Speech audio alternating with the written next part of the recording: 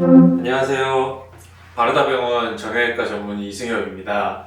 오늘 오십견에 대해서 말씀드리려고 하는데요. 오십견 다들 한 번쯤 많이 들어보셨죠? 밤에 쑤시고 팔이 안 올라가도 그냥 지나가겠지 하면서 버티는 분들이 많으신 것 같아요. 그런데 그게 오십견을 더 악화시키는 이유가 됩니다.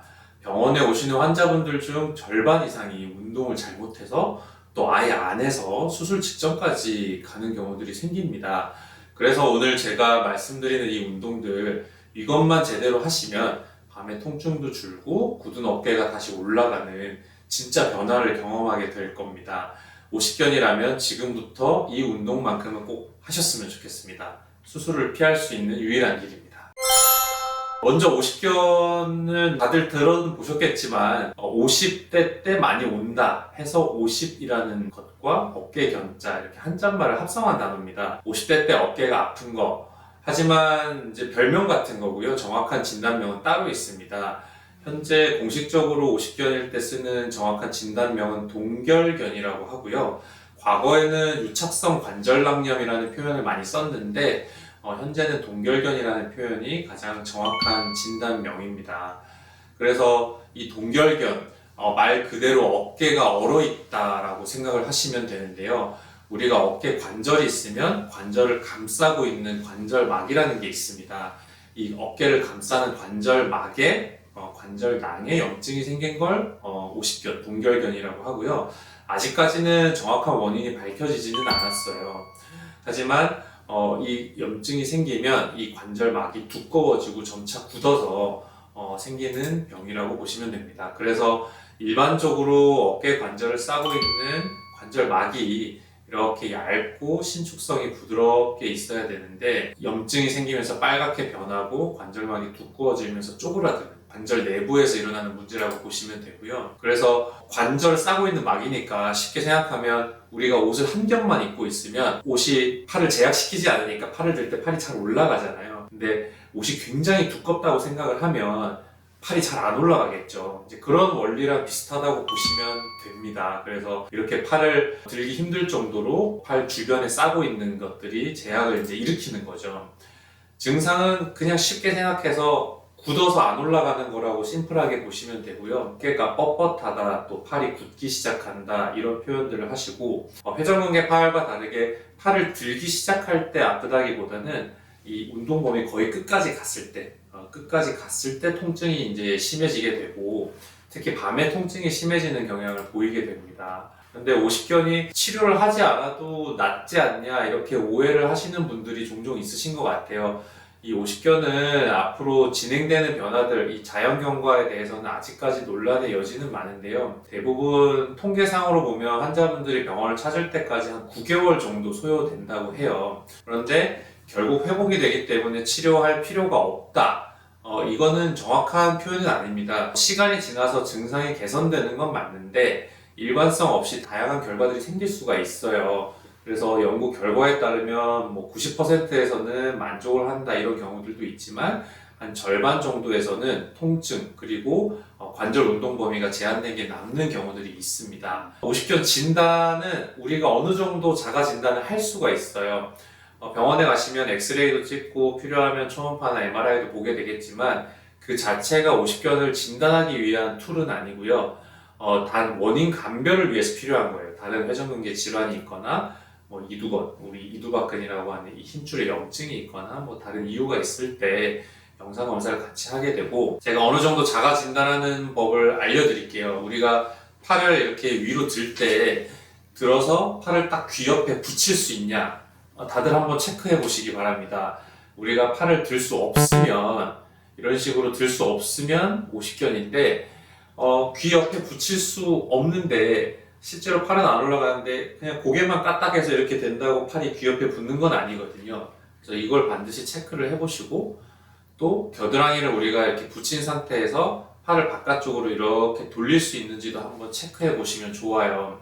그래서 반대편 팔은 이렇게 바깥으로 회전이 되는데 오십견이 있는 팔은 바깥으로 회전하기가 어렵다. 이러면 마찬가지로 오십견입니다. 우리가 이렇게 위에서 내려다 봤을 때 이쪽 팔은 회전이 많이 되는데 여기는 반대편 팔만큼 회전이 안 되죠.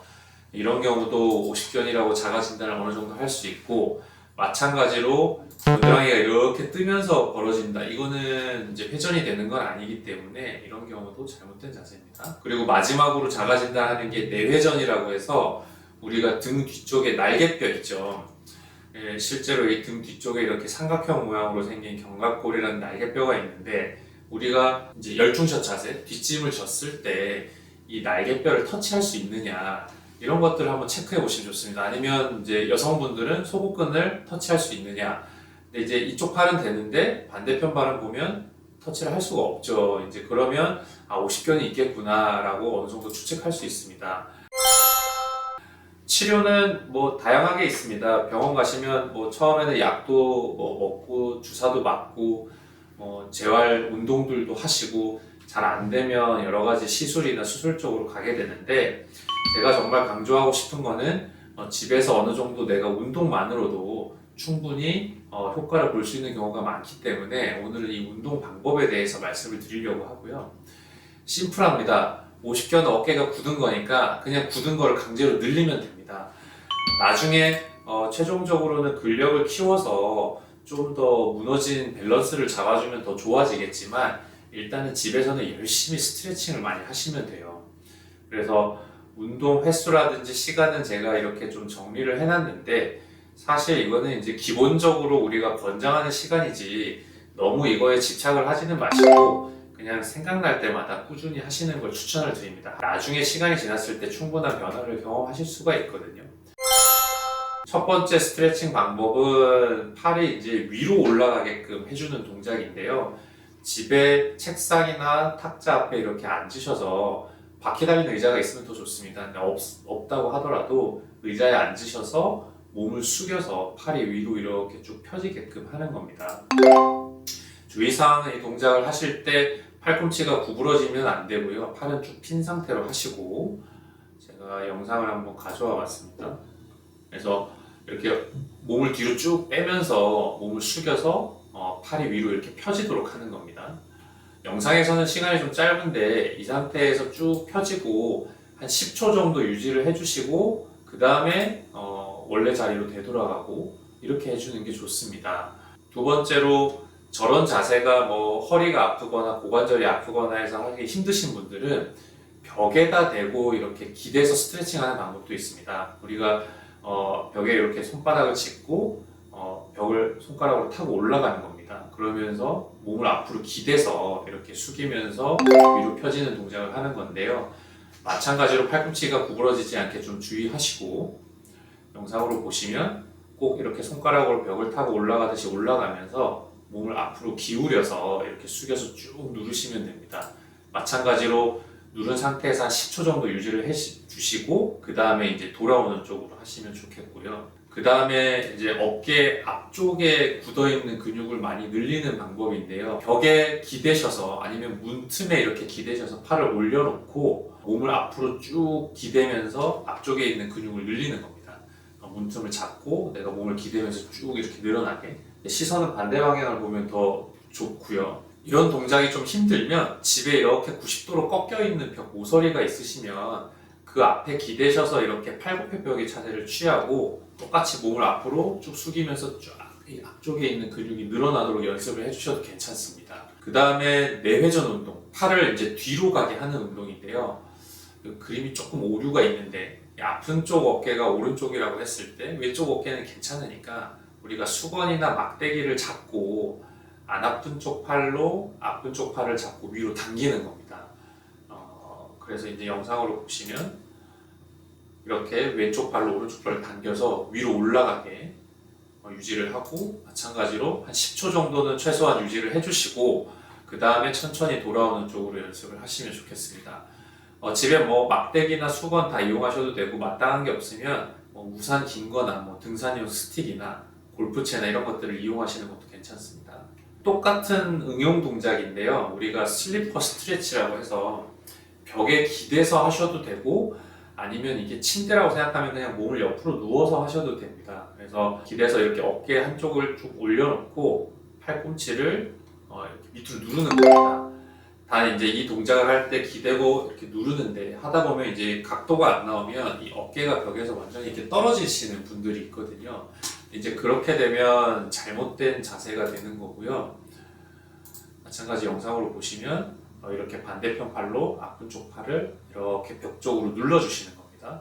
주의사항 마찬가지로 어깨가 벽에서 떨어지지 않게끔 하시고, 강조 드리는 것처럼 잠깐 하지 마시고 한 10초 정도는 최소한 유지를 해주시고 제자리로 돌아오는 거, 그렇게 연습을 하시면 좋겠습니다. 오늘 말씀드린 이 운동들 절대 잊지 마시고요. 50견은 시간이 지나면 저절로 낫는 병이 아니라서 제대로 움직이셔야 좋아집니다. 통증이 있어도 최대한 내가 견딜 수 있는 범위 안에서 천천히 매일 10분이라도 꼭 반복해 보셨으면 좋겠습니다. 그렇게 하시면 분명히 밤에 통증이 줄고 굳었던 팔이 올라가는 변화를 꼭 느끼시게 될 겁니다. 포기하지 마시고 매일 10분이면 충분하니까 꼭 운동으로 50견을 극복하시길 바랍니다. 구독과 좋아요, 알림 설정은 큰 힘이 됩니다. 감사합니다.